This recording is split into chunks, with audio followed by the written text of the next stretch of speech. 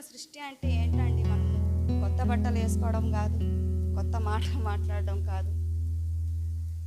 నూతన సృష్టి అంటే మనం దేవునిలో నూతన సృష్టిగా మారాలి. మనము పాత సంవత్సరంలో ఏ రీతిగా ఉన్నామో ఆ రీతిగా ఉండక ఈ సంవత్సరము మనం క్రొత్తగా జీవించి చూపించాలి. ఏ రీతిగా అంటే దేవునిలో ఉండి మనం చూపించాలి. మనం ఒకరికి మనం క్రైస్తవులమని చూపించాలి.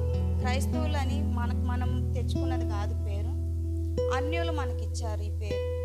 మన ప్రవర్తన, మన నడవడిక, మన మాటలు, మన ఆలోచన ఇవన్నీ చూసి అన్యులు మనకిచ్చిన పేరు క్రైస్తవులని. ఆ రీతిగా మనం ఉండాలి, మనం ఆ రీతిగా జీవించాలి. వ్యర్థమైన మాటలు మాట్లాడకూడదు, అల్లరితో కూడిన మాటలు మాట్లాడకూడదు. ఒకరిని చూసి ఆమె ఇట్లా అని మాట్లాడుకోకూడదు. చాలా విషయాలు ఉంటాయి మనము